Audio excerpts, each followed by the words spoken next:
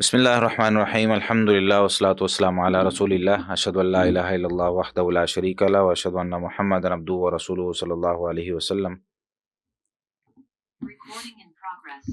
سورۃ البقرہ کا 8واں رکوع ہم پڑھ رہے تھے، اور 8ویں رکوع میں ہم نے 66 آیات ہم نے پڑھ لی ہیں، اور تفسیر جو ہے نا وہ ہم نے 63 نمبر آیت تک پڑھ لی ہے یا 64 تک پڑھ لی ہے۔ وہ انشاءاللہ ابھی ہم تفسیر پڑھتے ہیں تو اس کو دیکھتے ہیں دوبارہ سے۔ لفظی ترجمہ ہم اس رکوع کا پورا کر لیں، اس کے بعد پھر ہم تفسیر کی طرف چلتے ہیں۔ تو لفظی ترجمہ دیکھ لیں۔ اعوذ باللہ من الشیطان الرجیم، آیت نمبر 67 آپ لوگوں کے سامنے موجود ہے۔ وَإِذْ قَالَ مُوسَىٰ لِقَوْمِهِ إِنَّ اللَّهَ يَأْمُرُكُمْ أَن تَذْبَحُوا بَقَرَةً۔ وَإِذْ اور جب، قَالَ کہا، موسیٰ نے، لِقَوْمِهِ اپنی قوم سے، جب موسیٰ نے اپنی قوم سے کہا کہ ان اللہ بے شک اللہ تعالی، یأمرکم حکم دیتا ہے تم کو، یأمرو حکم دیتا ہے اللہ تعالیٰ، کم تم کو، کس چیز کا؟ ان تذبحوا بقرہ، کہ تم ذبح کرو، بقرۃن ایک گائے، یا ایک ترجمہ بقرۃن کا کیا گیا ہے، وہ انشاءاللہ تفسیر میں بتاتا ہوں کیوں کیا گیا۔ ان تذبحوا بقرہ، کہ تم ذبح کرو ایک گائے۔ قالو انہوں نے کہا، اتتخذنا ہزوا، اتتخذنا، اس میں اتتخذنا میں 3 چیزیں ہیں۔ حمزہ ہے استفہام کا، یہ جو الف لگا ہوا ہے نا اس کو حمزہ کہتے ہیں، حمزہ استفہام کا، یعنی یہ جب ہم نے کسی سے سوال کرنا ہوتا ہے نا تو ہم یہ حمزہ استعمال کرتے ہیں، ٹھیک ہے؟ جس طریقے سے انت قلت، کیا آپ نے یہ بات کہی ہے؟ انت مسلم، کیا آپ مسلمان ہیں؟ تو یہ اتتخذنا میں حمزہ الگ ہو گیا، تتخذو الگ ہے، یہ فعل ورب ہو گیا، نا ضمیر ہے، ٹھیک ہے، نون الف نا ہم، ٹھیک ہے۔ تو اتتخذنا، کیا تو بناتا ہے نا ہم کو، ہزواً مذاق، کیا تو ہمیں مذاق بناتا ہے؟ قالا، تو موسیٰ علیہ السلام نے کیا فرمایا؟ قال اعوذ باللہ ان اکون من الجاہلین، تو انہوں نے کہا، قالا انہوں نے کہا، اعوذ میں پناہ پکڑتا ہوں، باللہ اللہ کی، ان اس بات سے کہ اکونا میں ہو جاؤں، من الجاہلین جاہلوں میں سے۔ سلیس ترجمہ اس کا دیکھ لیں۔ وَإِذْ قَالَ مُوسَىٰ، اور جب موسیٰ علیہ السلام نے اپنی قوم سے کہا، بے شک اللہ تمہیں حکم دیتا ہے کہ ایک گائے ذبح کرو، انہوں نے کہا کہ کیا تو ہمیں مذاق بناتا ہے؟ کہا، میں اللہ کی پناہ پکڑتا ہوں کہ میں جاہلوں میں سے ہو جاؤں۔ یعنی جب انہوں نے مذاق کی بات کی تو انہوں نے کہا کہ مذاق کرنا جو ہے وہ جاہلوں کا کام ہے۔ ایک ہوتا ہے مزاح، ایک ہوتا ہے مذاق، دونوں میں کیا فرق ہے وہ انشاءاللہ ہم تفسیر میں تفصیل سے اس کو پڑھتے ہیں۔ قال ادع لنا ربک یبین لنا ما ہی، قال انه یقول انها بقرۃ لا فارض ولا بکر عوان بین ذلک فافعلوا ما تؤمرون۔ قالوا انہوں نے کہا، ادعو تو دعا کر، لنا ہمارے لیے، ربک اپنے رب سے، یبین وہ واضح کر دے، اس کو ملا کر پڑھیں گے تو یبین پڑھیں گے، ٹھیک ہے؟ تو یہاں پر الگ پڑھ رہے ہیں تو یبین وہ واضح کرے، لنا ہمارے لیے، ما ہیا کہ وہ گائے کیا ہے، اس کی کیفیات کیا ہیں، رنگ کیا ہے، اس کا قد کاٹ کیا ہے، وہ چیزیں وہ اب سوال کر رہے ہیں، اور سوالات کیوں کر رہے ہیں وہ بھی انشاءاللہ ہم تفسیر میں پڑھتے ہیں۔ قال انه یقول انها بقرۃ لا فارض ولا بکر عوان بین ذلک فافعلوا ما تؤمرون۔ قال اس نے کہا، انہو بے شک وہ، یقولو فرماتا ہے، انہا بے شک وہ، بقرۃن ایسی گائے ہے، لا فارضن جو نہ بھوڑی ہے، ولا بکرن نہ بچڑی ہے، یعنی بالکل چھوٹی عمر کی بھی نہیں ہے، عوانن جوان عمر کی ہے، بین ذالک درمیان اس کے، یعنی اس کے درمیان، نہ بہت زیادہ بڑی عمر کی ہے نہ بہت زیادہ چھوٹی عمر کی ہے، عوان بین ذالک جوان عمر کی ہے ان دونوں کے درمیان، ٹھیک ہے، لا فارض ولا بکر۔ ففعلوا تو کرو، ما جو تؤمرون تمہیں حکم دیا جاتا ہے، تم سب کو حکم دیا جاتا ہے، ٹھیک ہے؟ تو تؤمرون یہ ورب ہے، فعل ہے، اور مجہول کا صیغہ ہے، یعنی مجہول کا صیغہ اس کو کہتے ہیں جس میں فاعل یعنی کام کرنے والا یا حکم دینے والا وہ موجود نہیں ہوتا، بس جس کو حکم دیا جا رہا ہوتا ہے وہ موجود ہوتا ہے۔ تو تؤمرون تمہیں حکم دیا گیا ہے، اب حکم دینے والا یہاں پہ کون ہے یہاں پہ ذکر نہیں ہے، لیکن پیچھے سے کیوں بات چل رہی ہے تو اللہ تعالیٰ نے ہی ان کو حکم دیا۔ اگلی آیت کی طرف چلتے ہیں. قالوا ادع لنا ربك يبين لنا ما لونها قال إنه يقول إنها بقرة صفراء فاقع لونها تسر الناظرین. قالوا انہوں نے کہا، ادعو تو دعا کر، لنا ہمارے لیے، ربک اپنے رب سے، یبین کہ وہ واضح کرے، لنا ہمارے لیے، ما لونها اس کا رنگ کیا ہے. لون جو ہے وہ رنگ کو کہتے ہیں، تو ما لونها اس کا رنگ کیا ہے. قالا تو اس نے کہا، انہو بے شک وہ، یقولو فرماتا ہے کہ انہا بے شک وہ، یعنی یہ انہو پہلی جو ضمیر ہے یہ اللہ تعالیٰ کی طرف لوٹ رہی ہے، اور دوسری جو انہا کی ضمیر ہے یہ اس گائے کی طرف جو ہے نا لوٹ رہی ہے، کہ انہا بے شک وہ گائے جو ہے، بقرۃن ایسی گائے، یا اس کو جو ہے نا اس طریقے سے بھی پڑھا جا سکتا ہے کہ انہا بقرۃن اکٹھے، کہ بے شک وہ ایک ایسی گائے ہے، صفراء جو زرد رنگ کی ہے. یعنی اس کی مزید جو کلیریفیکیشن اور ڈیٹیل جو انہوں نے جاننے کی کوشش کی تو وہ بتائی جا رہی ہے کہ اب صفراء زرد رنگ کی ہے، فاقعن خوب گہرا ہے، لونھا اس کا رنگ، تسر جو خوش کرتی ہے، تسر خوش کرتی ہے، ان ناظرین دیکھنے والوں کو. یہ اردو میں بھی استعمال ہوتا ہے، ناظرین آپ لوگ یہ کر رہے ہیں، ناظرین ہم ناظرین کو یہ بتانا چاہتے ہیں، ٹھیک ہے. یا آج کل نیوز چینل میں بہت زیادہ استعمال ہوتا ہے، تو یہ عربی میں بھی اس طریقے سے ہی استعمال ہوتا ہے ناظرین. یہ ناظرون بھی ہوتا ہے، لیکن ظاہر سی بات ہے یہاں پہ اس کی نسبی حالت ہے تو اس وجہ سے ناظرین استعمال ہوا ہے. تو تسر خوش کرتی ہے ناظرین دیکھنے والوں کو. تو سلیس ترجمہ دیکھ لیں. انہوں نے کہا ہمارے لیے اپنے رب سے دعا کر، وہ ہمارے لیے واضح کرے اس کا رنگ کیا ہے. کہا بے شک وہ فرماتا ہے کہ بلا شبہ وہ گائے زرد رنگ کی ہے، اس کا رنگ خوب گہرا ہے، دیکھنے والوں کو خوش کرتی ہے. اچھا، یہ سوال وہ کیوں کر رہے تھے بار بار، یہ تفسیر میں انشاءاللہ بھی آ جاتا ہے. ابھی لفظ ترجمے کی طرف فوکس کر لیں. قالوا ادع لنا ربك يبين لنا ما هي ان البقرة تشابه علينا وإنا ان شاء الله لمهتدون. انہوں نے کہا ہمارے لیے اپنے رب سے دعا کر. قالوا انہوں نے کہا، ادعو تو دعا کر، لنا ہمارے لیے، ربک اپنے رب سے، یبین کہ وہ واضح کرے، لنا ہمارے لیے، ما ہیا وہ گائے کیا ہے. ان البقرہ بے شک گائیں. اب یہاں پر دیکھیں، پیچھے بقرۃن تھا، یہاں پہ البقرہ ہے، ٹھیک ہے. ان دونوں میں فرق ہے. بقرۃن کا ترجمہ تھا ایک گائے، اور یہاں البقر آیا ہے تو البقر کا ترجمہ ہے گائیں، یہ جمع ہے، ٹھیک ہے.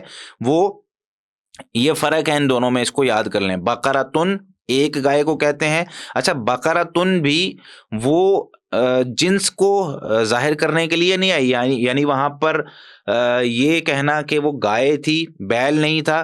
یہ بھی انشاءاللہ تفسیر میں ہم تفصیل سے پڑھتے ہیں. تو یہ کیونکہ یہاں پہ اب لفظ آیا تو میں جو ہے نا واضح کر رہا ہوں ایک ہی جگہ پر. البقر یہ گائے ہیں، جمع ہے، اور بقرۃن وہ ایک گائے یا ایک بیل کو کہتے ہیں، ٹھیک ہے. تو ان البقرہ بے شک گائیں، تشابہ ایک دوسری سے مشابہ ہو گئی ہیں، یعنی بہت ساری گائیں ہمارے سامنے ہیں، تو ہمیں سمجھ نہیں آ رہی کہ ان گائے مطلب یہ والی کرنی کہ یہ والی کرنی. کچھ چیزیں تو آپ نے بتا دی کہ زرد رنگ کی ہو، آپ نے بتا دیا جوان عمر کی ہو، ٹھیک ہے. تو ان البقرہ بے شک گائیں، تشابہ ایک دوسری سے مشابہ ہو گئی ہیں، علینا ہم پر، وَإِنَّا اور یقیناً ہم، انشاءاللہ اگر اللہ نے چاہا تو، لمہتدون یقیناً مقصد کو پہنچنے ہی والے ہیں. اللہ اکبر. تو یہاں پر انشاءاللہ یہ جو لکھا ہوا ہے نا انشاءاللہ، اس کو بھی ذرا غور سے دیکھیں. ہمیں بھی انشاءاللہ ایسے ہی لکھنا چاہیے. اگر ہم نے انشاءاللہ لکھنا ہے، انشاءاللہ کا مطلب یہ ہوتا ہے اگر اللہ نے چاہا. یہ ایک ایسا کلمہ ہے، ایک ایسا جملہ ہے، اگر بندہ کہہ لے تو اس کے کام ہو جاتے ہیں، اور اگر نہ کہے تو کئی دفعہ اس کے کام رہ جاتے ہیں انشاءاللہ نہ کہنے کی وجہ سے. تو ان الگ ہوتا ہے، شاء الگ ہوتا ہے، لفظ اللہ الگ ہوتا ہے، ٹھیک ہے. انشاءاللہ. قال انه کدھر گیا، قال انه يقول انها بقرة لا ذلول تثير الارض ولا تسقي الحرث. پچھلی آیت کا سلیس ترجمہ سن لیں. انہوں نے کہا ہمارے لیے اپنے رب سے دعا کر، وہ ہمارے لیے واضح کرے کہ وہ گائے کیا ہے. بے شک گائیں ہم پر ایک دوسری کے مشابہ ہو گئی ہیں، اور یقیناً ہم اگر اللہ نے چاہا تو مقصد کو پہنچنے ہی والے ہیں. قال انه يقول انها بقرة لا ذلول تثير الارض ولا تسقي الحرث مسلمة لا شية فيها قالوا الآن جئت بالحق فذبحوها وما كادوا يفعلون. اچھا جی کدھر گیا؟ قال اس نے کہا انہو بے شک وہ، یقولو فرماتا ہے، انہا کہ وہ، بقرۃ ایسی گائے ہے، لا ذلول نہ جوتی ہوئی ہو، تثیر الارض کہ ہل چلاتی ہو زمین میں. ٹھیک ہے، آپ نے دیکھا ہوگا جو گاؤں دیہاتوں میں لوگ رہتے ہیں ان کو تو پتہ ہے جوتنا کیا ہوتا ہے، یہ لفظ اردو میں استعمال ہوتا ہے کہ گائے یا بیل کو وہ جو ایک ہل ہوتا ہے، جو آج کل یہ سارے کام ٹریکٹر سے لیے جا رہے ہیں، بہت زیادہ بیکورڈ جو علاقے ہوتے ہیں ان سے یہ ان میں یہ کام چل رہا ہوتا ہے ابھی بھی، کہ گائے یا بیل کو جو ہے نا وہ ہل کے لیے استعمال کیا جاتا ہے، وگرنہ بہت سارے لوگوں نے اب وہی کام ٹریکٹر سے لینا شروع کر دیا. تو جوتی ہوئی نہ ہو کہ وہ ہل چلاتی ہو زمین میں. ولا تسقی الحرث، اچھا یہ اللہ تعالیٰ نے کوئی ایسی شرط بیان نہیں کی تھی، یہ خود سوال پہ سوال کر کے اپنے جو ہے نا وہ چیزوں کو یا اپنی مشکلات کو بڑھانے کا وہ خود یہ کارنامہ سر انجام دے رہے ہیں. یعنی کسی کے ذہن میں یہ سوال آ سکتا ہے نا کہ بھائی اتنی ڈیٹیل والی گائے ذبح کیوں کرنی تھی، تو یہ انہوں نے خود سوال کیے ہیں اور سوال کر کے پھنستے جا رہے ہیں، کیونکہ ان کی یہ آزمائش تھی. ولا تسقی الحرث، اور نہ پانی دیتی ہو الحرث کھیتی کو. تسقی یہ سقیا عربی کے اندر ایک لفظ استعمال ہوتا ہے، آپ نے سقیا زمزم بھی جو لوگ عمرے پہ گئے ہیں انہوں نے یہ پڑھا ہوگا وہاں پہ، اور ساقی ایک لفظ استعمال ہوتا ہے، یہ تو اردو میں بھی استعمال ہو جاتا ہے. تو پانی دیتی ہے الحرث زمین کو. مسلمۃ لا شیۃ فیہا، مسلمۃ صحیح سالم ہے، لا شیۃ فیہا لا نہیں، شیعتا کسی اور رنگ کا نشان، فیہا اس میں. قالو انہوں نے کہا، الآن اب، جئتا تو لایا ہے، بالحق کی صحیح بات، فذبحوها بس انہوں نے اسے ذبح کر دیا. فذبحوا اس میں بھی 3 لفظ ہیں، فا الگ ہے، ذبحوا الگ ہے، ہا الگ ہے. فا تو یا پس، ذبحوا ان سب نے ذبح کیا، ہا اس گائے کو. وما کادو یفعلون، واو اور ما نہیں تھے، کادو قریب، یفعلون کے وہ کرتے، یعنی قریب نہ تھے کہ وہ کرتے. تو وما کادو یفعلون اکٹھے اس کا ترجمہ ہوگا. تو اس کا سلیس ترجمہ دیکھ لیں. کہا بے شک وہ فرماتا ہے کہ وہ ایسی گائے ہے جو نہ جوتی ہوئی ہے کہ زمین میں ہل چلاتی ہو، نہ کھیتی کو پانی دیتی ہو، صحیح سالم ہے، اس میں کسی اور رنگ کا نشان نہیں ہے. انہوں نے کہا اب تو صحیح بات لایا ہے، پس انہوں نے اسے ذبح کیا اور وہ قریب نہ تھے کہ کرتے، یعنی وہ ذبح کرتے. تو یہاں تک جو ہے وہ ہم نے لفظی ترجمہ پڑھ لیا ہے. اب ہم تفسیر کی طرف چلتے ہیں. ثم تولیتم من بعد ذلک فلولا فضل اللہ علیکم ورحمتہ لکنتم من الخاسرین. ثم پھر، تولیتم تم پھر گئے، من بعد ذلک اس کے بعد. اب پچھلی آیت میں اللہ تعالیٰ نے فرمایا تھا نا کہ بھائی تم جو تمہیں دیا گیا ہے تورات اور کتاب، اسے تم نے مضبوطی سے پکڑنا ہے، اور ہم نے ان سے پختہ وعدہ بھی لیا کہ تم اس کو مضبوطی سے پکڑو گے. لیکن کیا کیا پھر انہوں نے؟ ثم تولیتم پھر تم پھر گئے، من بعد ذالک اس کے بعد. فلولا فضل اللہ علیکم ورحمتہ اگر اللہ کا فضل تم پر اور اس کی رحمت نہ ہوتی، لکنتم تو یقیناً تم ہو جاتے من الخاسرین خسارہ اٹھانے والوں میں سے. اب اس سارے عہد و پیمان کے بعد انہوں نے بہت سی باتوں میں تورات سے کنارہ کشی کر لی. تورات کو مطلب یہ تو نہیں کہہ سکتے ہم کہ کلی طور پر چھوڑ دیا اور دوسری طرف چلے گئے، نہیں، بلکہ ہیلے بہانے کرنے لگے. جیسے ہفتے کے دن میں آگے بھی آ رہا ہے، ہفتے کے دن میں ان کا جو ہے نا وہ مچھلیوں کو پکڑنا، حالانکہ اللہ نے منع کیا ہے. آزمائش، کچھ چیزیں نا یاد رکھیں ہمیشہ، کچھ چیزیں آزمائش کے لیے ہمیں اللہ تعالیٰ نے منع کی ہوئی ہیں. انسان کو بہت شوق ہوتا ہے، بہت زیادہ انسان اس کی طرف مائل بھی ہوتا ہے، لیکن پھر بھی منع کر دیا کہ بھئی یہ نہیں کرنا. اچھا، کچھ چیزوں میں ہمیں ظاہری طور پر ایسا لگ رہا ہوتا ہے کہ ایسا ہی کیوں کرنا ہے، ہم اس طریقے سے بھی تو کر سکتے تھے، لیکن وہ بھی اللہ تعالیٰ کی طرف سے ایک امتحان اور آزمائش ہوتا ہے کہ دیکھتے ہیں کہ میرا بندہ میرا حکم مانتا ہے کہ نہیں مانتا. تو یہاں پر بھی انہوں نے تورات سے کنارہ کشی کی، چنانچہ انہوں نے تورات میں تحریف کی، اس کی آیات کو چھپایا، انبیاء علیہم الصلوۃ والسلام کے احکامات کی نافرمانی کی، اور بعض انبیاء کو تو جھٹلایا اور بعض کو قتل بھی کیا، جس طریقے سے ابھی ہم نے پڑھا. میدان تی میں عجیب و غریب نعمتوں کے مشاہدے کے باوجود کہ انہیں اتنی نعمتیں وہاں پہ دکھائی گئی. یہ ساری نعمتیں تھیں نا اللہ تعالیٰ کی کہ بھائی پتھروں سے پانی نکل رہا ہے. بلکہ اس سے پہلے کی جو بڑی نعمتیں ہیں کہ موسیٰ علیہ الصلوۃ والسلام اور ان کی قوم، یہ جتنے بنی اسرائیلی تھے سارے، ان کو جب فرعون کو غرق کر کے وہاں سے نکالا گیا تو یہ ایک بہت بڑی نعمت تھی ان کے سامنے کہ ان کو نظر آیا کہ بھائی کیسے سمندر کا پانی جو ہے نا وہ آس پاس ہوا اور پہاڑ کی طرح وہ بن گیا اور درمیان سے رستہ بنا. تو یہ اللہ تعالیٰ کی نعمتیں تھی ساری. لیکن یہ سارے جو ہے نا مشاہدے اور اللہ تعالیٰ کے معجزے دیکھنے کے باوجود انہوں نے بار بار موسیٰ علیہ الصلوۃ والسلام پر اعتراض کیے، ان کی حکم عدولی کی، انہیں سخت تکلیفیں پہنچائیں. اور جب انہیں ارض مقدس میں داخل ہونے کا کہا گیا تو اس پر بھی انہوں نے صاف انکار کر دیا کہ تم جو ہے نا وہ جاؤ اور تمہارا رب جائے اور تم جو ہے نا وہ جا کے قتال کرو. اور اسی طریقے سے موسیٰ علیہ الصلوۃ والسلام نے خود کو ان نافرمانوں سے الگ کرنے کی پھر دعا کی. اور یہ اس وقت کے جو بنی اسرائیلی تھے ان کا حال ہے. پھر رسول اللہ صلی اللہ علیہ وسلم کے زمانے میں جو لوگ تھے انہوں نے پھر رسول اللہ صلی اللہ علیہ وسلم کو پہچاننے سے انکار کر دیا اور ان پر ایمان لانے سے انکار کر دیا. تو اللہ تعالیٰ یہ نبی کریم صلی اللہ علیہ وسلم کے دور میں جو لوگ ہیں ان کو بھی کہہ رہے ہیں اور بعد والوں کو بھی کہہ رہے ہیں کہ ثم تولیتم من بعد ذلک، تم جو ہے نا وہ اس کے بعد، یعنی تمہارے پاس ہر طرح کی نعمتیں آ چکی ہیں، ہر طرح کی دلیلیں تمہیں دی جا چکی ہیں، لیکن اس کے باوجود تم کیا کر رہے ہو؟ تم پھیر گئے اور تم نے اللہ تعالیٰ کے دین کو مضبوطی سے نہیں پکڑا، کتاب کو مضبوطی سے نہیں پکڑا. لیکن اللہ تعالیٰ جو ہے وہ رحیم و کریم ہے. اللہ تعالیٰ نے تمہیں فوری طور پر عذاب نہیں دیا. فلولا فضل اللہ علیکم ورحمتہ لکنتم من الخاسرین. آگے اللہ تعالیٰ فرماتے ہیں یعنی ان نافرمانیوں کے باوجود فوراً عذاب کے ساتھ ہلاک کرنے کے بجائے تمہیں توبہ اور استغفار کی مہلت دی، اور ابھی تک دی جا رہی ہے. جتنے یہودی اس وقت موجود ہیں ان کو ابھی بھی مہلت دی جا رہی ہے کہ بھائی ابھی توبہ کر لو، ابھی تمہارے پاس وقت ہے. قیامت سے پہلے پہلے یا تمہاری موت سے آنے سے پہلے پہلے، یعنی یکدم ان سب کو ہلاک نہیں کر دیا گیا بلکہ ان کو مہلت دی گئی. ان کی اولادیں ابھی بھی باقی ہیں کہ تم اگر ایمان لے آتے ہو تو اللہ تعالیٰ تمہیں معاف کرنے کے لیے ہر وقت تیار ہے. فلولا فضل اللہ علیکم ورحمتہ لکنتم من الخاسرین. یہ اللہ کا فضل اور اس کی رحمت ہے کہ اس نے تمہیں ٹائم دیا ہوا ہے. اگر انسان کو اللہ تعالیٰ اس کے گناہوں پر فوری پکڑنا شروع کر دے تو دنیا میں کوئی انسان باقی نہ رہے. ہر انسان اس سے گناہ ہوتا ہے اور ہر انسان ظاہر سی بات ہے گناہ گار ہے، اس سے گناہ ہوتے ہیں. لیکن گناہ کرنے کے بعد اللہ تعالیٰ نے اس کو ایک وقت دیا ہوا ہے، اس کو توبہ کا وقت ملتا ہے، اس کو اللہ تعالیٰ کو راضی کرنے کا وقت ملتا ہے، اس کو اپنی غلطیوں کو سدھارنے کا وقت ملتا ہے. لیکن ہر وقت اس طرح نہیں ہوتا. یعنی ایک وقت اس طرح کا آتا ہے کہ انسان یہ سمجھتا رہے کہ پوری زندگی میرے پاس پڑی ہے، میں کل توبہ کر لوں گا، یا جو ہے نا وہ بڑا ہو کے توبہ کر لوں گا، جوانی کے بعد بڑھاپے میں توبہ کر لوں گا. ایسا زیادہ تر ہوتا ہے. یعنی آپ سمجھ لیں کہ 90% 95% ایسا ہے کہ بندوں کو جو ہے نا گناہ کرنے کے بعد توبہ کا وقت مل جاتا ہے. لیکن ہر وقت ایسا نہیں ہوتا. کسی بھی وقت وہ جو 5% میں بات کر رہا ہوں نا، یہ مطلب میں نے ویسے ہی سمجھانے کے لیے بات کی ہے. اگر وہ 5% والا جو ایک ٹائم ہے، وہ 5% والا ٹائم وہ ہمیں نہیں پتا کہ کس کی زندگی میں ہے کسی کی نہیں. یعنی 95% لوگوں کو اگر ٹائم مل رہا ہے تو 5% لوگوں کو ٹائم نہیں مل رہا.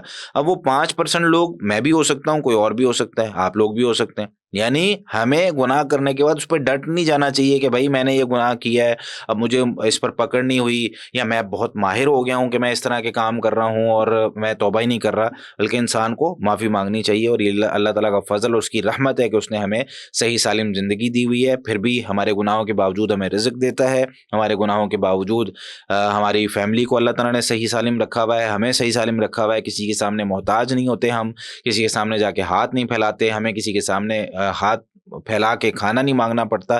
یہ سب اللہ تعالیٰ کی رحمتیں اور اس کا فضل ہے. وَلَقَدْ عَلِمْتُمُ الَّذِينَ اعْتَدَوْا مِنْكُمْ فِي السَّبْتِ، اور البتہ یقیناً تم نے جان لیا ان لوگوں کو جنہوں نے زیادتی کی، منکم تم میں سے، فی السبت ہفتے کے دن میں. فقلنا لہم، تو ہم نے ان کو کہا، کونوا قردۃ خاسئین، تو تم ذلیل بندر بن جاؤ.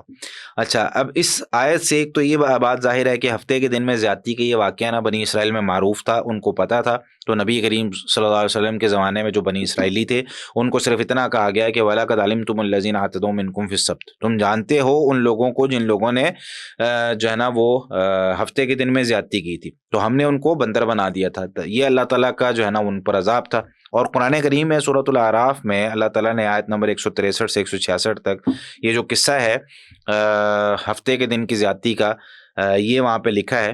وَاسْأَلْهُمْ عَنِ الْقَرْيَةِ الَّتِي كَانَتْ حَاضِرَةَ الْبَحْرِ، سورۃ الاعراف ہے. کہ آپ ان سے سوال کریں اس بستی کے بارے میں جو سمندر کے کنارے تھی، اذ یعدون فی السبت، جب وہ ہفتے کے دن زیادتی کرتے تھے۔ اب ہوا کیا تھا کہ اللہ تعالیٰ نے انہیں منع کر دیا تھا کہ بھئی تمہاری آزمائش ہے، تم نے ہفتے کے دن مچھلیاں نہیں پکڑنی۔ اب ہوتا کیا تھا کہ ہفتے کے دن مچھلیاں جو ہے نا وہ کہیں سے بھی ساری جمع ہو کر سارے پانی کی مچھلیاں ان کے سامنے آ جاتی تھی۔ وہ جہاں پر رہتے تھے وہاں پہ قریب قریب مچھلیاں گھومتی رہتی، ان کو نظر آ رہی ہوتی، کبھی چھلانگیں لگا رہی ہیں، کبھی جو ہے نا ان کے سامنے آ رہی ہیں، اور جیسے ہی ہفتہ ختم ہوتا تو وہ جو ہے نا مچھلیاں بکھر جاتی اور دور دور چلی جاتی، وہ جا کے پکڑنے بھی لگتے لیکن مچھلیاں جو ہے نا وہ بچ کے ادھر ادھر نکل جاتی، اور وہاں پہ ان کے قریب جہاں پہ وہ پکڑنے کے لیے آتے تھے تو وہاں مچھلیاں ہی نہیں آتی تھی۔ یہ ایک آزمائش تھی، یعنی جس دن پکڑنا منع ہے اس دن سامنے ہے، اور جس دن پکڑنے کی اجازت مل رہی ہے باقی سارا ہفتہ اس دن مچھلیاں نہیں مل رہی۔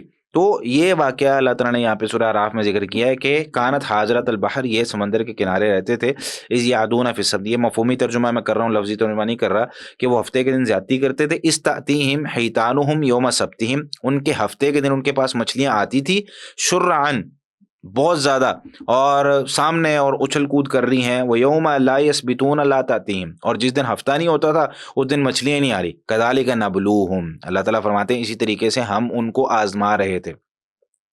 تو یہ آزمائش تھی۔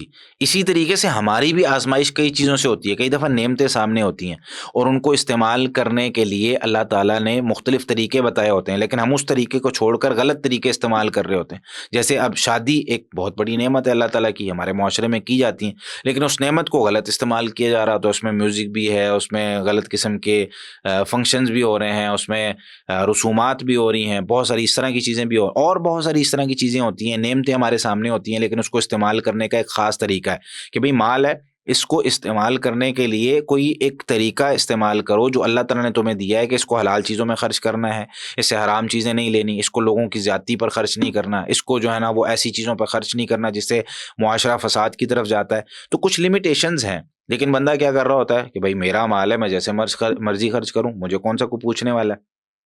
تو اللہ تعالیٰ فرماتے ہیں کذالک نبلوہم بما کانوا یفسقون، اس وجہ سے جو وہ فسق کرتے تھے، وَإِذْ قَالَتْ أُمَّةٌ مِّنْهُمْ، اب آپس میں نا ان کے کیا ہوا کہ یہ جب اس طرح کا وہ زیادتی والا کام کرتے تھے، اللہ تعالیٰ نے منع کیا ہوا تھا، اب 3 گروہ بن گئے۔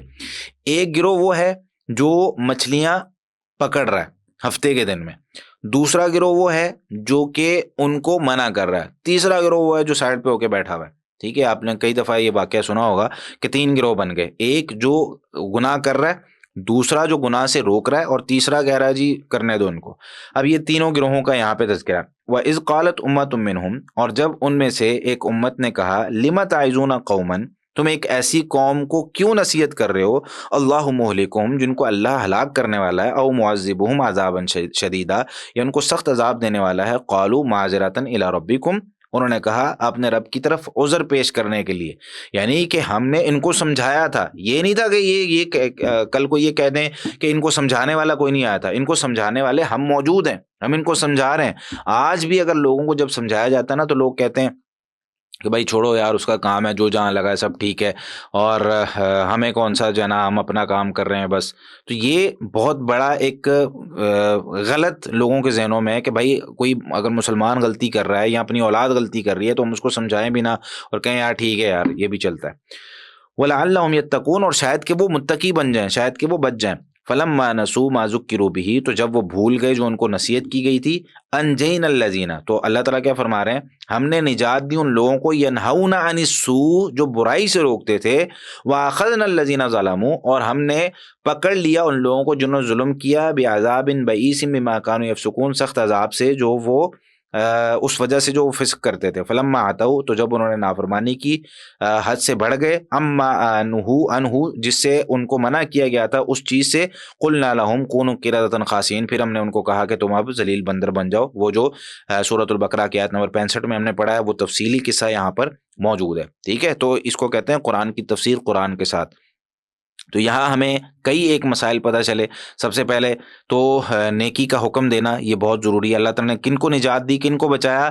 انجین الذین ینہون عن السوء، تو پتہ چلا کہ سارے یہودی خراب نہیں تھے، ان میں بھی اچھے لوگ اس وقت موجود تھے، آج بھی ہو سکتے ہیں اچھے لوگ، لیکن اوور آل جو ان کا معاملہ ہے وہ خراب ہی ہے۔ تو انجین الذین ینہون عن السوء، ہم نے نجات دی ان لوگوں کو جو برائی سے روکتے تھے۔ تو آج بھی میرے بھائی اگر اللہ تعالیٰ کے نزدیک مقام بنانا ہے تو جو لوگ اس کلاس میں موجود ہیں وہ لوگ، اور اسی طریقے سے باقی جو ہمارے آس پاس کے لوگ جو مسلمان ہیں، ان کو یہ ذمہ داری نبھانی پڑے گی کہ ہم مثال کے طور پر، اب میں ہوں، میں تو چلو ٹھیک ہے، میں نے عالم کا کورس کیا، میں نے جو ہے نا وہ دین پڑھا، دین پڑھ کے میں لوگوں کو سمجھا رہا ہوں، مجھ پہ تو فرض ہے، آپ لوگوں پہ بھی کہیں نہ کہیں فرض ہے کہ بھائی ہم اگر کسی کو غلطی کرتے ہوئے دیکھ رہے ہیں نا تو اس کو روکنا، اس کو سمجھانا اچھے اخلاق سے۔ یہ نہیں کہ انسان جو ہے نا وہ اپنے ناک پہ غصہ لے کے بیٹھا ہوا ہے اور فوری طور پہ اس کو جو ہے نا وہ یہ ہو گیا، وہ ہو گیا، فلاں کر دو، یہ ایسا ہو گیا، اور گھر چھوڑ کر چلا جائے کہ یہ لوگ تو دین پر عمل نہیں کرتے، نہیں، بلکہ اعتدال کے ساتھ آہستہ آہستہ۔ نبی کریم صلی اللہ علیہ وسلم نے کبھی بھی اپنے رشتہ داروں کو چھوڑا نہیں ہے، لیکن ایک وقت آیا ہجرت بھی کی ہے، لیکن جب پانی سر سے گزر جائے تو انسان جو ہے نا وہ کر سکتا ہے، لیکن ابتدائی دور وہ نہیں ہوتا جو ہم اختیار کرتے ہیں۔ اچھا، تو اسی طریقے سے اللہ تعالیٰ نے اپنے نبی صلی اللہ علیہ وسلم کو بھی حکم دیا ہے کہ آپ ان سے سوال کیجئے، ان کے باپ داداؤں کے حوالے سے، کہ جنہوں نے اللہ کے فرمان کی مخالفت کی تھی اور ایک سرکشی اور ہیلا جوئی وہ جو کرتے تھے، اس کے ذریعے انہوں نے کیا کرنا شروع کر دیا کہ مچھلیاں پکڑنی شروع کر دی۔ اب وہ مختلف جو ہے نا وہ اس میں ہے کہ انہوں نے کیا کیا، ہفتے کے دن کے آگے نالیاں بنانا شروع کر دی، مچھلیاں آ جاتی تھی، وہ پکڑتے نہیں تھے، اور وہ پکڑتے اگلے دن ہی تھے، لیکن ہیلے بہانے کر کے جو ہے نا وہ مچھلیوں کو پکڑ لیتے تھے۔ تو یہاں پر مزید تفصیل یہ جو ہے نا وہ یہ تفصیل جو اردو میں لکھی ہوئی ہے آپ لوگوں کے سامنے اسکرین پہ شیئر ہو رہی ہے، یہ میں نے تفسیر القرآن الکریم اس سے لی ہے۔ تو یہاں اس میں لکھا ہوا ہے کہ ان لوگوں کی یہ بستی بحر قلزم کے کنارے واقع تھی جس کا نام آئلہ تھا، مدین اور طور کے درمیان یہ شہر تھا۔ یہ بھی کہا گیا ہے کہ اس بستی کا نام مدین تھا۔ ایک قول یہ ہے کہ اس کا نام معتا تھا یا معتا تھا۔ یہ مدین اور اینونا کے درمیان تھی، یہ وہاں کے شہروں کے نام ہے، ظاہر سی بات ہے ہمارے لیے تھوڑے سے مشکل ہیں کیونکہ عربی کے نام ہے۔ انہیں حکم ملا کہ یہ ہفتے کے دن حرمت کریں اور اس دن شکار نہ کریں، مچھلی نہ پکڑیں۔ ادھر مچھلیوں کو بحکم الہی یہ حالت ہوئی کہ ہفتے والے دن تو چڑھی چلی آتی تھیں، کھلم کھلا ہاتھ لگتی، تیرتی پھرتی، پھر سب طرف سے سمٹ کر آ جاتی ہیں، اور جب ہفتے کا دن نہیں ہوتا تو ایک مچھلی بھی نظر نہیں آتی تھی، اور تلاش کے باوجود بھی ہاتھ نہیں لگتی تھی، جیسا کہ آیات کے اندر موجود ہے۔ تو اللہ تعالیٰ فرماتے ہیں یہ ہماری آزمائش تھی کہ مچھلیاں ہیں تو شکار منع ہے، اور شکار جائز ہے تو مچھلیاں جو ہے نا ندارت ہے، مطلب مل ہی نہیں رہی۔ تو چونکہ یہ لوگ فاسق اور اللہ تعالیٰ کا حکم نہیں مانتے تھے، اس لیے ہم نے بھی ان کو اسی طرح آزمایا۔ آخر ان لوگوں نے ہیلا جوئی شروع کی، ایسے اسباب جمع کرنے کے لیے جو باطن میں اس حرام کام کا ذریعہ بن جائیں۔ تو رسول اللہ صلی اللہ علیہ وسلم نے بھی ارشاد فرمایا تھا، یہ حدیث موجود ہے ارواء الغلیل کے اندر، کہ یہودیوں کی طرح ہیلے کر کے ذرا سی دیر کے لیے اللہ کے حرام کو حلال نہ کر لینا۔ یعنی نبی کریم صلی اللہ علیہ وسلم نے اپنی امت کو یہ بات سمجھا دی کہ ہیلا بہانہ کر کے کسی چیز کو حلال کرنا یہ مسلمانوں کا شیوا نہیں ہے، مسلمانوں کا طریقہ نہیں ہے۔ ہم لوگوں میں سے بہت سے لوگ جو ہے نا وہ ہیلے بہانے کر رہے ہوتے ہیں، یعنی مثال کے طور پہ ہمیں پتہ چل جاتا ہے کوئی چیز حرام ہے، لیکن پھر بھی کسی دوسرے عالم کے پاس، کسی تیسرے عالم کے پاس کہیں نہ کہیں سے کوئی نہ راستہ نکل آئے اور کہیں نہ کہیں سے کوئی چیز ہمارے لیے جائز ہو جائے، تو ہم اس طریقے سے جو ہے نا اپنی زندگی گزار رہے ہیں، جو کہ نہیں کرنا چاہیے۔ فجعلناها نکالا لما بین یدیها وما خلفها وموعظۃ للمتقین۔ تو اللہ تعالیٰ فرماتے ہیں کہ فجعلناها نکالا لما بین یدیها، تو ہم نے بنا دیا اس قصے کو نکالا، عبرت، لما ان لوگوں کے لیے، بین یدیہ جو ان کے آگے تھے، وما خلفہ جو ان کے پیچھے تھے، وموعظۃ للمتقین، اور متقین کے لیے اس کو نصیحت بنا دیا۔ اللہ تعالیٰ نے یہ واقعہ اس وقت کے لوگوں کے لیے اور بعد والے لوگوں کے لیے باعث عبرت بنا دیا۔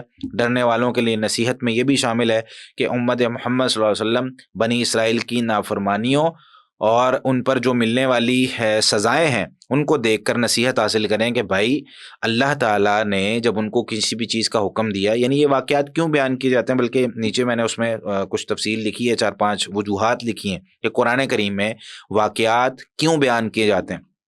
تو سب سے پہلا جو مقصد ہوتا ہے واقعات بیان کرنے کا وہی ہوتا ہے کہ عبرت اور نصیحت کے لیے۔ سورہ یوسف کی آیت نمبر 111 میں اللہ تعالیٰ فرماتے ہیں لقد کان فی قصصہم عبرۃ لأولی الالباب، البتہ یقیناً ان کے قصوں میں عبرت ہے عقلوں والوں کے لیے، کہ اگر کوئی شخص وہ عقل لگتا ہے نا، تو اس کے لیے وہاں پر اللہ تعالیٰ کی طرف سے واقعہ، مثال کے طور پر اللہ تعالیٰ نے کتنے واقعات بیان کیا، اب جو گناہ انہوں نے کیے ہیں اگر تو وہ گناہ ہم کریں تو ہمیں بھی اس طرح کی سزا ملے گی. اسی طریقے سے دوسرا مقصد یہ ہوتا ہے حق اور باطل کا فرق واضح کرنے کے لیے کہ حق اور باطل، یہ حق تھا جو اللہ تعالیٰ نے بیان کیا اور یہ باطل تھا جس پر وہ لوگ رہے اور اس وجہ سے ان کو سزا ملی. تو واقعات کے ذریعے قرآن دکھاتا ہے کہ حق آخر غالب آتا ہے، باطل وقتی طور پر اگر طاقتور نظر بھی آ جائے اور کچھ وقت کے لیے ان کو جو ہے نا وہ ایسا لگے کہ ہم جیت رہے ہیں، لیکن آخر میں وہ ناکام ہوتے ہیں. جس طرح موسیٰ، فرعون، نوح علیہ السلام اور ان کے علاوہ جو ان کی قومیں ہیں، ہم دیکھیں کہ 950 سال نوح علیہ السلام نے دعوت دی. اب کسی کو لگ رہا ہوگا 800 سال جس نے دیکھا، جس نے 700 سال دیکھا، جس نے 600 سال دیکھا، اب وہ دیکھ رہا ہوگا یار ایک بندہ 500 سال سے دعوت دے رہا ہے، ایک بندہ جو ہے نا وہ 200 سال سے دعوت دے رہا ہے، ایک بندہ 900 سال سے دعوت دے رہا ہے، اس کی دعوت کوئی قبول ہی نہیں کر رہا. تو اس کو ایسے ہی لگ رہا ہوگا یار یہ ہارا ہوا بندہ ہے، اس کی جو ہے نا وہ کوئی تسلیم ہی نہیں کی جا رہی، کوئی بات ہی نہیں مانی جا رہی. لیکن 950 سال بعد جب ان پر عذاب آیا اور نوح علیہ السلام کو اللہ تعالیٰ نے صحیح سالم باہر نکال لیا. موسیٰ علیہ السلام کا قصہ ابتدا میں دیکھیں تو ایسے ہی لگ رہا ہے کہ جیسے جو ہے نا وہ جو بھی دیکھ رہا تھا کہ بھائی یہ کس طرح چلے گا. اور نبی کریم صلی اللہ علیہ وسلم کا بھی ابتدائی دور دیکھ لیں، جب آپ دعوت دے رہے ہیں تو کسی کو بھی نہیں لگ رہا کہ بھائی یہ کیسے جنگیں جیتیں گے، کیسے جو ہے نا وہ ان کی حکومت آئے گی، کیسے یہ مسلمان جو ہے نا کسی جگہ بیٹھے ہوں گے اور 1 مہینے کی مسافت جو ہے نا لوگ کافر کانپ رہے ہوں گے کہ بھائی وہاں مسلمان بیٹھا ہوا ہے، نبی کریم صلی اللہ علیہ وسلم بیٹھے ہوئے ہیں.